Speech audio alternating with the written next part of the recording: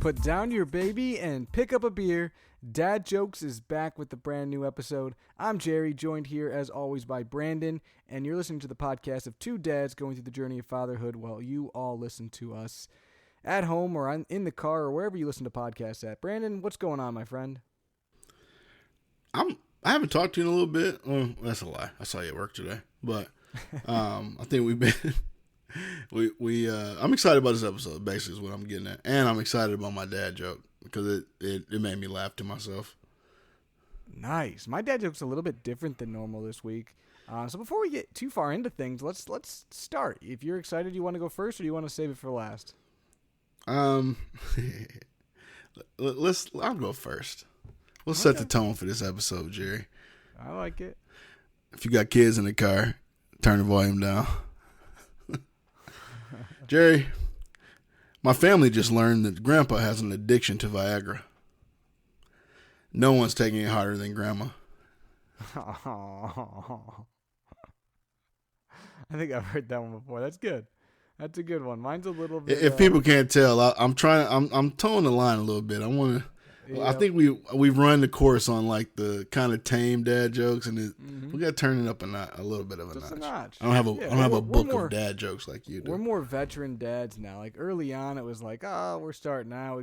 Now it's like, we're sleep deprived. We've gotten spit up on, pooped on, gone through the gamut of stuff. So now it's just like, we'll be reckless with it. We'll be those dad jokes. So I like it. But yeah, Brandon, it's been a couple weeks since we recorded. I know a lot has happened for both of us.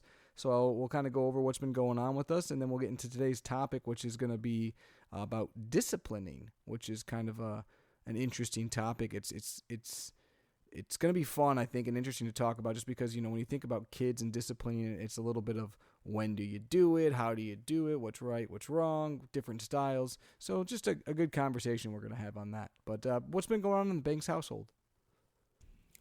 So I think since the last time we talked, I've spent a lot of time with Bryce. I had a week off of work, and was able to, literally spend the entire week with him, which was great. It's interesting though, while we were gone, or while my parents was gone, excuse me, Bryce, you can definitely tell his preference for my dad or his pawpaw. He would ask for him every day, multiple times a day. And then typically the way to get a hold of him is to like FaceTime my mom. So he'd ask for Pawpaw. I'd FaceTime my mom. In the past, this has never been an issue. He talks to Granny for a minute and talks to Pawpaw. We'd call my mom and he'd see her on the phone and say, no, Pawpaw. Which definitely I think might have left a mark after like the fifth day in a row that he did that. And then since they've been back, he's definitely, the boy loves his pawpaw. That's like his best friend in the world right now. So it's a cute thing, but I know Granny's trying to win her affection back. A couple other cool things, just like developmentally. Every time I get home from work, it's like the coolest thing ever. Kelsey tells him I'm in the driveway, and as I'm walking to the door, you can just see his little face in the window, like waving, waiting for me to get in. And then as I walk up to the front door, we got little side windows by the door. He transitions over there and just looking up at me. And it's kind of one of those things that you think about even before you become a dad, like when you find out that your wife's pregnant. And it definitely every time I get home, it gets me. It's great. He absolutely is. I think I've said before, he really likes reading. He's taken it to a whole nother level. He's like reading to himself. A lot of books that we like read consistently, he like can pick up. He obviously can't read, but based on the pictures in the page, he gets a lot of the words right, if that makes sense. And he kind of knows what's going on, which is fun. The most fun in watching this is when he doesn't even realize you are. It's when he wakes up and he like grabs a book. There's a stash that he can reach from his crib, and he'll pull him into his crib, and he'll just start reading to himself. And you can kind of see on the Nanit like where he's at, and he's actually like following along and remembering the story, which is really cool. That's cool. With that said, his speech is exploding. he's stringing together like words and sentences. It's becoming more and more clear, and you're able to kind of really figure out what he's saying. But the other thing that's exploding is his eczema on his face, and also he develops what we think is kind of a yeast rash around his diaper, and actually it's spread all the way to like the back of his butt. So we've been treating that, which it's a like an anti-itch cream, some cream from the doctor, but also a lot of diaper rash cream every time, and just putting it on heavily, and it's starting to come down. But definitely it was kind of it takes you off guard when you see a big rash down there to start, which we did. Last couple things. My goddaughter, his cousin Aubrey, had a birthday party on Sunday at a local museum that we had here, and he was shy for about the first 3 minutes, and then he tried to steal the show. He started realizing that he can get reactions for stuff, and everybody's eyes were on him, and he started kind of showing out in a positive way. He was kind of playing to the crowd, and it was fun. It was the first time I really ever saw him doing that, but he definitely likes the attention that he was getting. So that was fun. And then the last thing on the new baby's front, I think Kelsey and I are narrowing down on a name.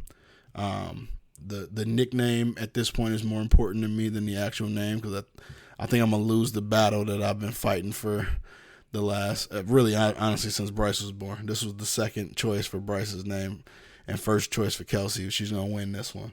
But I'm gonna win. I'm gonna win the middle name battle, so I can call him what a nickname that I like, that I've always liked to want to call him. But the anatomy scan for that baby is gonna be done next Thursday. So we're just over 20 weeks. So over halfway there at this point, which is kind of crazy to think about. I'm sitting in the room right now that we're gonna turn into Bryce's room, and the nursery is going to be for the new baby, which is exciting and kind of nerve-wracking at the same time, because we got a lot of work to do. But that's what we've been up to. What you guys been up to besides lack of sleep? Yeah, so the big thing for us is pretty much since we got back from Seattle, which was a couple weeks ago. We talked about it on the last podcast. The girls got sick, both of them, and then Macy got sick, and then I got sick. The bad part is the girls have not really gotten over it. So it's been a couple weeks of a lot of snot and coughing and just sickness in the house. So that's not great, and especially when you're not feeling great yourself. The hard part has been that the cough has been really bad for both Avery and Peyton. So we've been trying to use like cough syrup and different things, and a humidifier and vapor rubs and all this different stuff. And you know, Peyton, she's been sick, but she's been pretty decent. Like, it hasn't really totally affected her. She's definitely been more clingy and whiny at times, and snotty and whatnot. But honestly, not terrible, you know, to deal with. But Avery, I mean, she just will get in these coughing fits, and she pretty much since we got back from Seattle has not slept well at all. Partially because of that, partially because of who knows what. But it's not uncommon, Brandon, for her to take forever to get down, and then for her to be up for 4 or 5 hours a night, and sometimes in a row. And so Macy and I are getting very, very little sleep. Yeah, y'all been going through it. Yeah, it's been rough. I mean, if she like wakes up 2-3 times for like an hour or so, that's like a win. So it's been rough. She did have her 4-month appointment, which went fairly well. She did good, but the doctor did confirm that she, like her sister, is a colicky baby. So, yay us, 2 for 2 on that front. And it's all jokes aside. I kind of told you this, Brandon, but like, you know, early on, I was kind of like, you know what? I think Avery's, you know, been quite a bit better behaved baby than Peyton was. You know, and Peyton had a lot of issues, but I think of Avery's officially worse, and I'm just with the crying. She cries a lot during the day and now at night. So it's been a rough go. So hopefully she's getting over her sickness. A couple cool things. We did try giving her food for the first time because the doctor said that might help. She was not ready for it. She kind of did the tongue thrust thing, but it was fun. Yeah, so she wasn't ready yet, so we'll probably wait another couple weeks. But we did try to give her food. What was her first attempt at a meal? Sweet potatoes. So we did those. She did not enjoy that. We also tried oatmeal too, but both were no-goes. And I don't like oatmeal either, Avery. No. She's still not rolling over, but she's got to be. I think like she's kind of like how Bryce was, where like she can do everything. Like she literally gets on her side. She just doesn't understand what to do with her arm, and I don't think she particularly cares. Like she just kind of likes to like I think rock back and forth.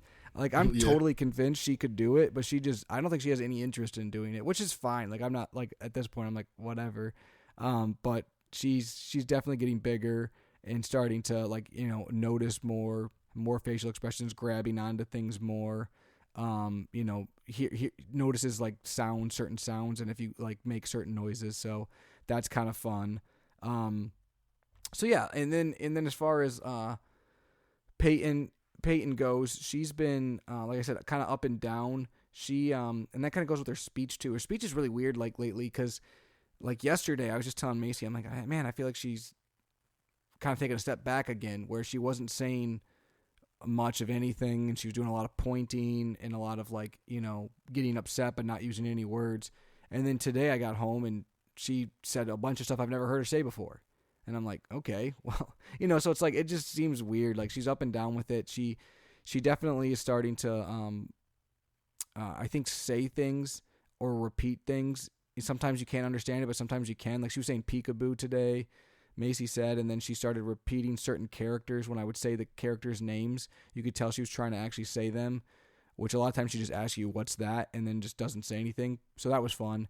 But it's still a work in progress with her speech, but her comprehension, like I said, is just crazy good. Like I feel like I legitimately can tell her almost anything and she understands what I'm saying, which is just kind of crazy. It's really cool. Like she was reading a magazine like from Target today, and Macy's like, go show daddy what you want. And she literally got off and walked over to me and was like pointing stuff out to me. Like, I'm like, that's, I don't know. I just didn't expect her to be able to do that. And she just did. Like she knew exactly what she was saying. So that was cool. Food has been a battle. I know you talked a little bit about that with Bryce, but Peyton lately just seems to like only want to eat certain things and nothing to do with other things. And the things she wants, if it's not fries, Bryce don't really want it. Yeah, she wants yogurt and oranges. If it's an orange or yogurt, she wants them. That's actually pretty decent. Yeah, it's not terrible. It's just one, they're both messy. But it's not terrible. It's just weird. That's the only thing she really wants to eat lately. And then, so Brandon, though I did save a story. I have not told you this story because I was purposely saving it for the podcast because this encompassed kind of the last 2 weeks, but also just it was one of those days as a parent where it's just like, you know what, it's not my day. So this last Sunday, which we were coming off, both you and I were coming off a kind of a rough work week, and so I was kind of down this weekend, and then Sunday my mom was like, hey, your sister's coming into town, we're going to go to an apple orchard, me, your sister, your other sister, you guys come down, it'll be fun, all the kids will be together. I'm like, sure, sounds great, right? So we get up in the morning, we're getting the kids together, both kids are sick, they're coughing, they're sneezing, whatever, I'm trying to get everything ready. We didn't sleep a lot the night before. Macy's like, hey, let's go get coffee before we go. I said, fine. I said, but we need to leave by this time. And I knew we weren't going to leave by that time. So naturally, we're like 15 minutes after that time. So we're running late. We're both frazzled. And I'm like, where are we going? She's like, we're going to this Blake Cider Mill. I'm like, okay, where's Blake Cider Mill? She's like, it's 15 minutes away. So I type in Blake Cider Mill into Google. 49 minutes. Boom, hit it. We start driving.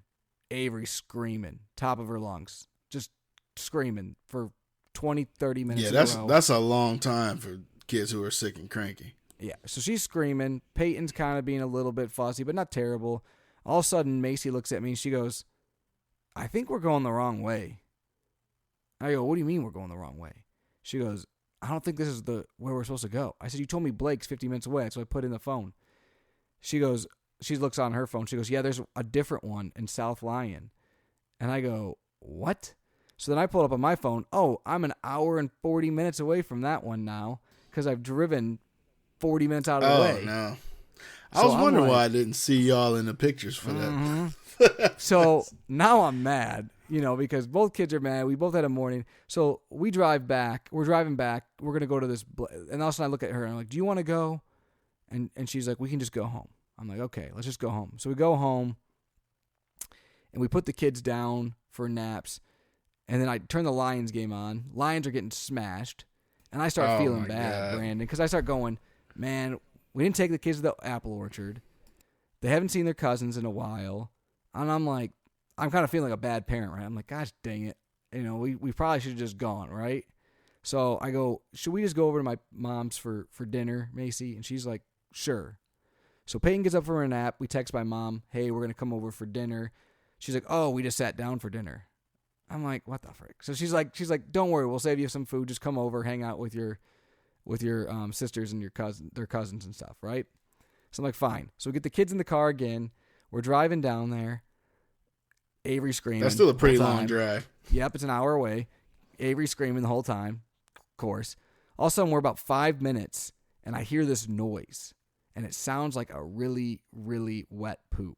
And I'm like, oh, Macy heard it too. Oh, no. I'm like, gosh dang it. I'm like, did you hear that? She's like, yep. I'm like, she definitely blew through, and she probably pooped all over the car seat. And she's like, I know. I'm like, gosh dang it. So then, all of a sudden, like, I hear something again, and I'm like, what the heck? And Macy's like, is that Avery? So she, like, kind of gets out of her seat. Like, like you can kind of turn around in the front seat and looks at Peyton. Well, Peyton had puked all over herself. Oh. And all of a sudden, she kind of like realizes it and starts like freaking out because she's got puke all over her. Yeah. Here's the other kicker. So she pukes all over herself and everything in the car. I had just put the new Nuna Rava in the car like the week before. So it's all over the brand new car seat and all over her. We're 5 minutes from my parents. I get to the driveway, my mom's house, and I mean, it's everywhere, Brandon.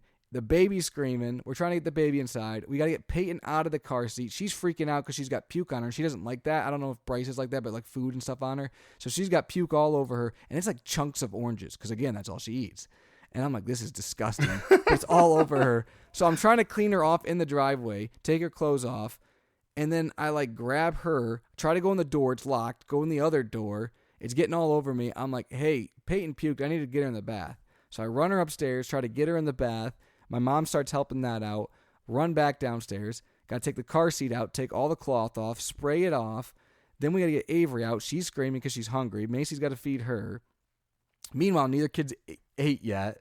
We haven't ate yet. And I'm just like, this is the worst day ever. But luckily, after Peyton got a bath, she had some food, started playing with her cousins, had a good time. Avery actually started being good, and it turned out to be a decent evening. But it was just one calamity after another. It was quite the day on Sunday. I couldn't catch a break. Macy or me couldn't. So it was. I'm scared. Peyton is not a puker. She is not a puker, and everywhere, Brandon. I could not believe it. I was like in shock. I was like, what in the heck? And she had been fine in the car the whole ride we're driving, 50 minutes, not a peep out of her. Great, no like noises, and all of a sudden, I don't know if she got car sick or what happened, but it was the weirdest thing. And then she was fine the rest of the evening. So most of the time Bryce has like puked like that since he's been a toddler. It's been a one-off, and then he was good. It was the last time was actually about a week and a half ago, and I was holding him. It was partly because he was crying hard, and it just went all over me. Then he stopped for a second. I thought about cleaning it up, and then he did it again. Yeah. The things that you don't consider when you decide to have kids. Yeah, Peyton, I told the story on the podcast before. She puked all over me one time. She was really sick that time, so that makes Actually, sense. I'm pretty sure I saw you that day that he puked on me. Nice. But yeah, other than that, Brandon, everything's pretty good. Avery has her baptism this weekend, so we're getting ready for that. And then Peyton's birthday's in less than a month, so we're getting ready for that as well. So those are two big things coming up. We're excited.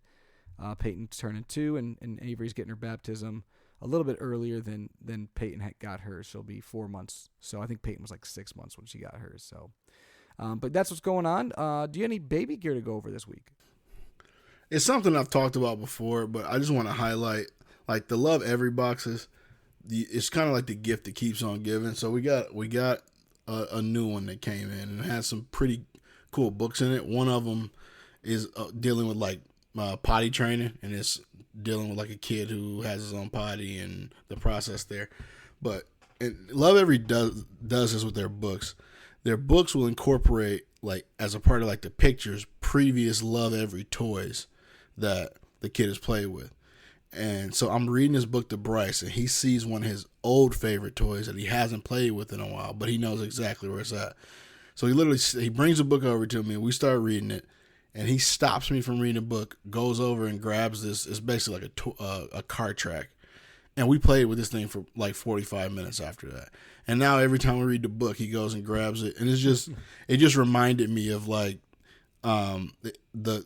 we still have toys from when he was a newborn, and he still goes back to them. They hold up, and the kid just honestly, he's gotten a ton of use out of everything, and they all kind of go hand in hand.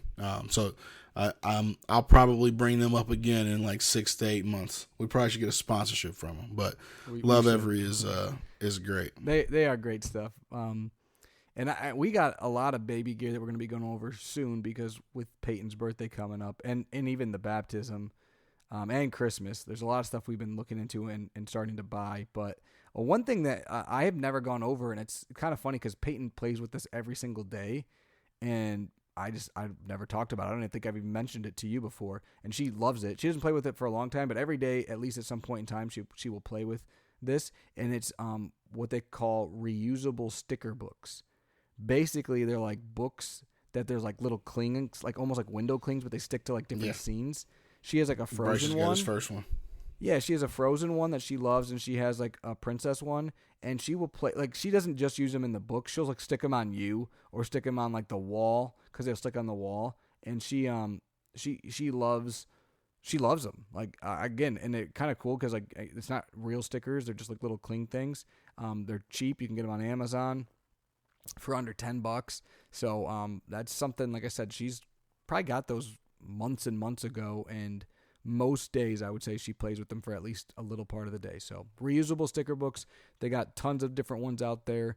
A cheap little toy you can get for your kids that are good, or even like activities in the car and stuff like that too. So they're not that big, so they can play with them in the car or plane if you're traveling. Yeah, I think Peyton's a little bit more organized than Bryce because he has stickers, and he just got his first like reusable sticker book. But the problem is those things don't go on the page that it's intended. They go on Bryce. They go on Dad. He tries to put them on Riley. They just and then you find them like everywhere. Now Peyton does that too.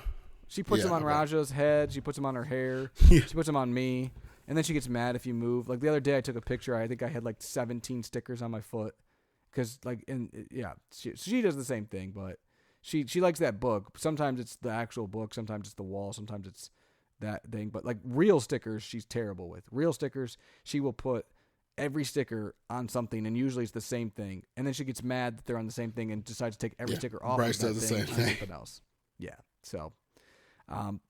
yeah, they're like I said, not a bad gift though, or a bad thing to buy. So, but Brandon, let's get into today's topic. Today's topic is kind of one that we were talking today about what we should talk about, and I don't even remember. Someone else brought this up, and we're like, that's a good topic. Oh, I think it was Brenda. Yep, it was a coworker. Yeah, he did. He talked about disciplining.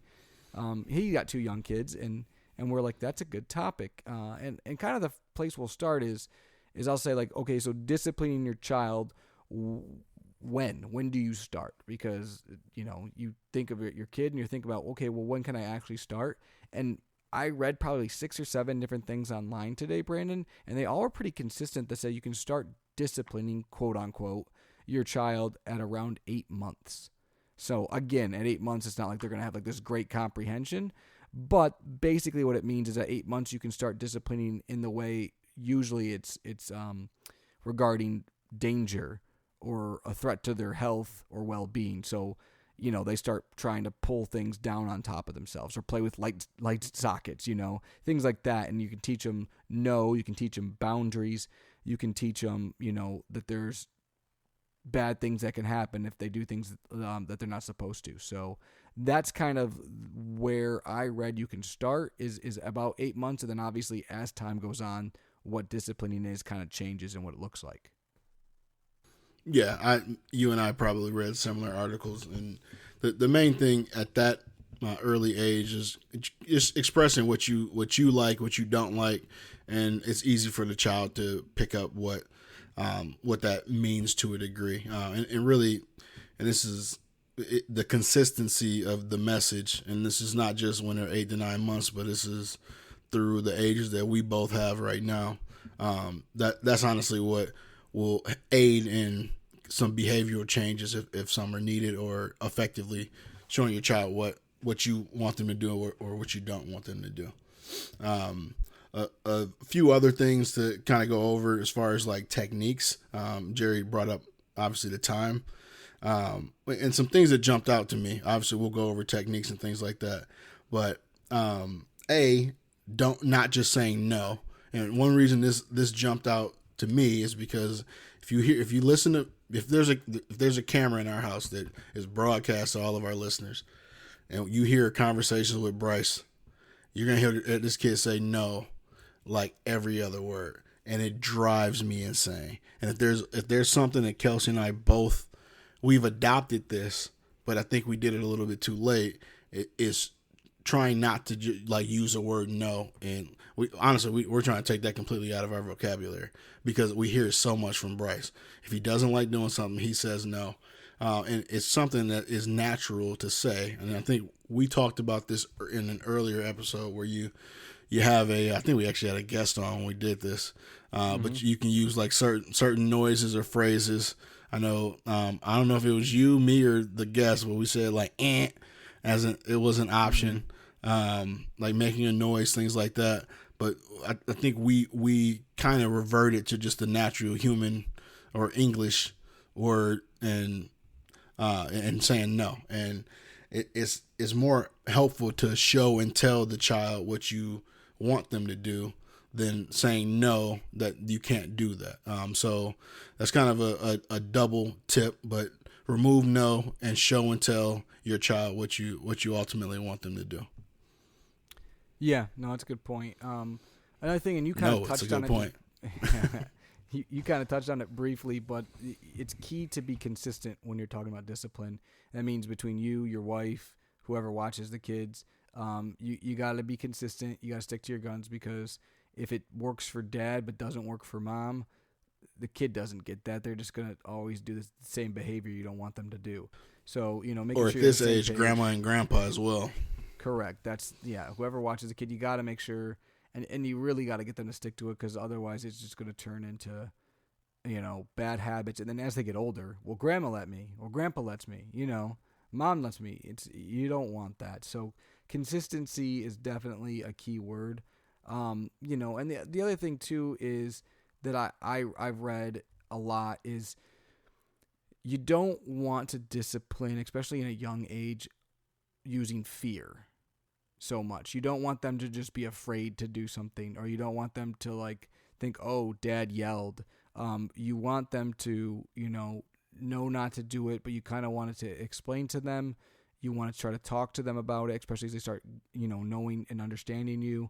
And the same goes, you want to listen to them too if they're upset about something and understand why.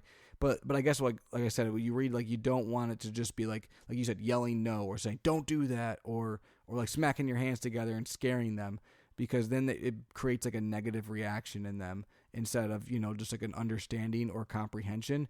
They're just then reacting to that fear, and it can cause some bad habits, and it can honestly not get the long-term effects you want. Short term it works. If you smack your hands together, they're about to hurt themselves. Yeah, do what you got to do, because sometimes you don't have time to react. But if you see them about to grab the knife, instead of smacking your hands together, no, you go, hey, don't touch that. We're not going to touch that. And then if they keep going, that's when you resort to obviously keeping them safe. But you get what I'm saying, though, right, Brandon? Yeah, and I'll take it a step further. I think, and you and I have talked briefly about this, but we both come from families where we have some biblical backgrounds, and I remember always hearing growing up, "Spare the rod, save the child," something like that. I'm pretty sure that's what it is. But I heard that always in reference to what I call whoopings. Some people call them spankings. We didn't get spanked. We got whooped growing up.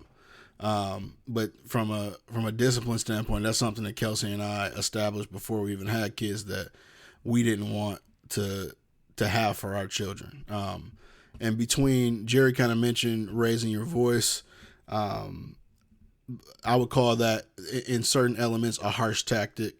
A lot of studies have shown like kind of yelling in extreme negative ways can be as impactful as the physically disciplining your child. And do your own research with everything that we said. But there has been a lot of research done into the physical disciplining and actual like yelling at your kids, things like that. And it honestly, let me not say honestly, the studies have shown that it can affect the actual brain structure of the kids, which was very interesting to me. And you potentially can see an increase in anxiety levels, especially if these things are happening between like the ages of 2 and 9. So be conscious of kind of how you are acting around your children.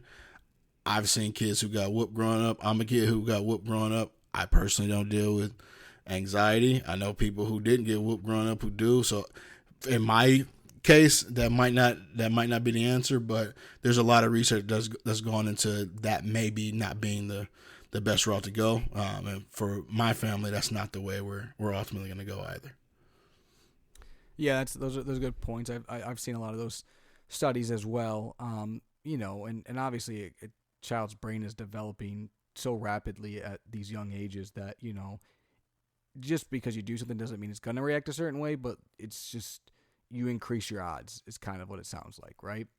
But another thing too, Brandon, I read is if you're talking about disciplining your kid, and this is a hard one, but it's you got to know when to give them attention and you got to know when not to give them attention, right? Like sometimes if you're disciplining your kid, you need to give them attention. You need to explain to them what's going on. You need to make sure that you're communicating why, you're hearing them out, things like that. But other times you also need to be able to just ignore them. And I think for us, and Peyton still is, obviously we're not disciplining Avery, but in Peyton, she's not even 2 yet. So some of this is at the infancy stage, but if she knows that she's doing a behavior that is wrong, because we've gone over it and she's done it consistently, and she knows, sometimes it's ignoring that behavior because you don't want to reward what they're doing, right? So, like, for example, if she's eating dinner and we give her a bunch of stuff for dinner, she eats dinner, she says she's all done, and then 2 minutes later she wants a snack, right? And it's like, no, we just ate. Or even in the same situation, you offer her 2 things, she doesn't want either of the things you offer her. No, you can have this or this, and then she starts throwing like a temper tantrum.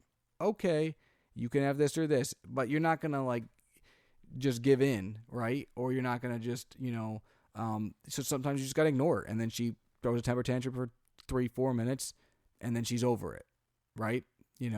Because if you start giving her attention or giving her what she wants, then she's going to, in my opinion, just continue to do that, right? If she knows she can throw a temper tantrum and she gets whatever she wants, why would she not continue to do that? So, again, knowing when to give attention, when not to give attention.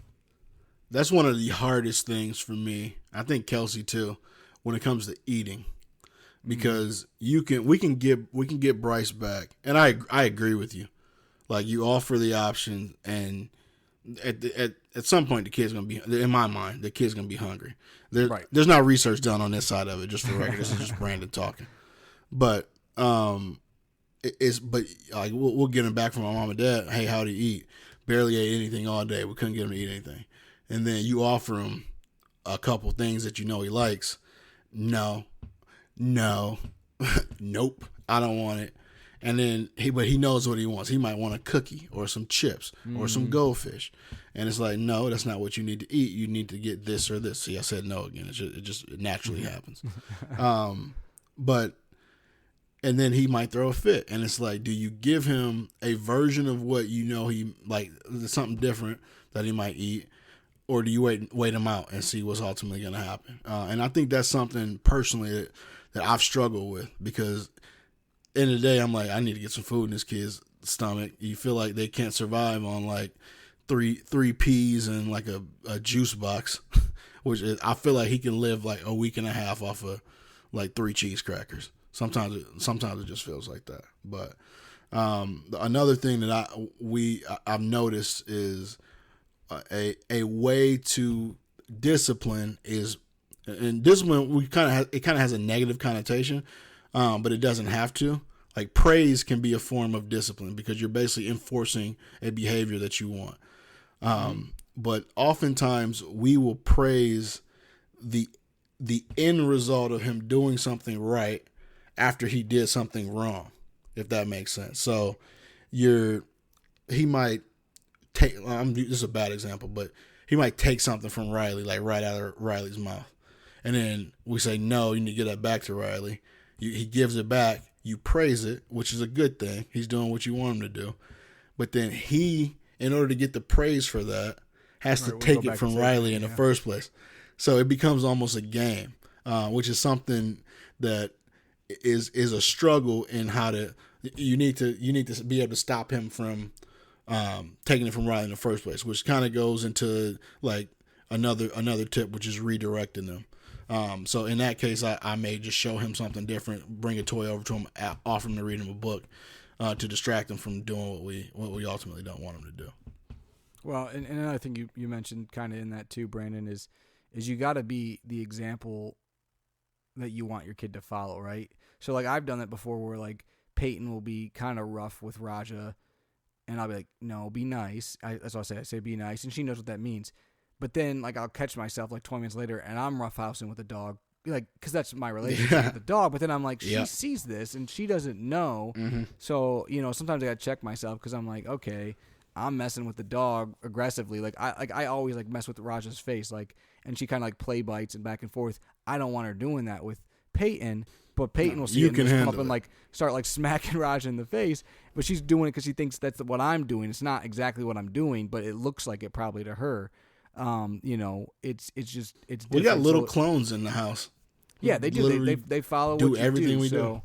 You don't want to do. You got to watch what you do. I mean, as crazy as it is, that's how Peyton started dipping stuff.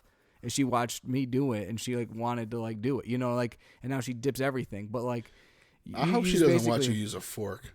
Yeah, exactly. Well, watch her eat, and she probably does.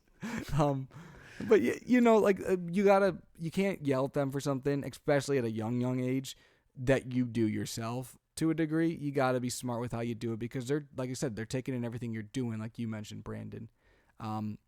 Another technique that's very, very popular that works. We have not tried this at all yet. I guess we haven't tried it in the sense of actually doing it, and that is timeout. If your kid's really doing something wrong or worked up, putting them in a timeout can be a healthy way to discipline them, get them calmed down, get them back on the right track. Somebody need to explain to me how the heck timeout's supposed to work with a 2-year-old.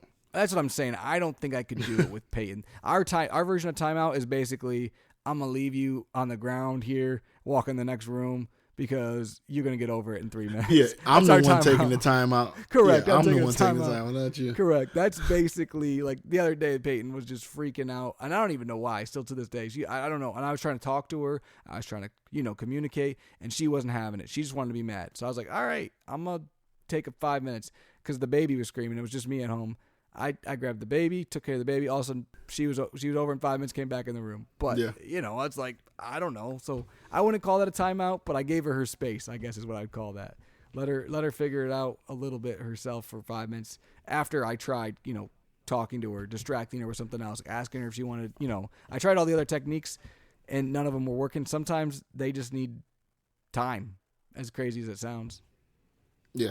No, I tried timeout for the first time in the last month or so, and I sat him down in a chair and said like stay there, and that kid, he probably knew what I was saying, but didn't care at all, and he's at the point I don't know if he actually is just intentionally not listening to me or he don't know what I'm saying. So it's that's the most difficult thing right now. One of my last things is that jumped out to me is sorry, and that not being a great thing to teach your kid at this stage when it comes to discipline after they do something wrong. Let's take like hitting as an example. The kid hits you, and then you make them apologize for it. In a lot of cases, you could be teaching them that hitting is fine as long as you apologize for doing it after, right? Which is potentially reinforcing that behavior. It's almost like the please. Like if you teach please, they can get whatever they want because they say please. Yep. That's exactly the same thing. No and please are the two words I hear the most out of Bryce. Yeah. And he does not understand why if he says please, he cannot get with it. Correct. She thinks that, I'm going to get what I want now because I signed it. And it's like, because you kind of like created that monster. Yeah. And the word please was the cutest word he said and quickly became the most annoying thing that he says. Mm-hmm. Yep. No, for sure. It's a lot of fun. Yeah. So the last thing I'll say, Brandon, is, like I said, Peyton's not even 2 yet. As far as disciplining goes, like we definitely have tried to set boundaries. We definitely try to communicate with her when she gets upset. We definitely try to like let her know what's not acceptable. Most of the things are around safety, at this age, or like a little bit of like sharing and stuff if there's other kids around. But honestly, the disciplining thing, it is hard because, if they are acting bad, they're sometimes like I said, I'll try to talk to Peyton and she's too upset to understand what I'm saying. And, you try to distract them, you try different things, but some of it is they are toddlers, they are kids. Kids are going to be upset from time to time. They're figuring out their emotions. They're figuring out what they can and can't do. So, it's just continuing. I think on our end, it's just continuing to learn and to evolve, learn our kid and how they react to certain things. And then just that consistency, because you can really screw your kid up or like really confuse them where you don't make any progress if you're all trying different techniques or all saying certain things are okay and other things aren't okay. So, I mean, I guess that's, I don't want to act like I'm an expert on this because we haven't done a ton of what I would call quote unquote disciplining. But we have done a lot of the techniques we talked about today and with varying success. Yeah, you hit the nail on the head.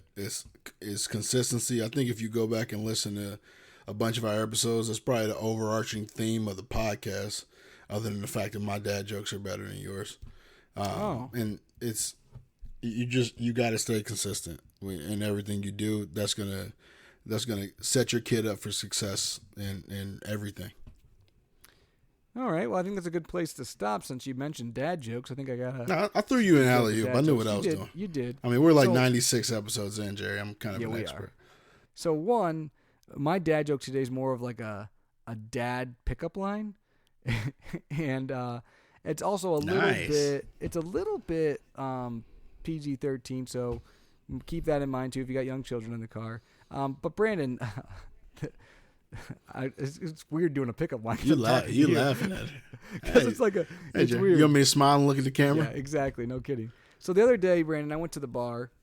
Not for real, Macy. The other day, I went to the bar and I met this girl and I said, you know what? Tonight I'm gonna be Nike and you're gonna be McDonald's because I'm doing it and you're loving it.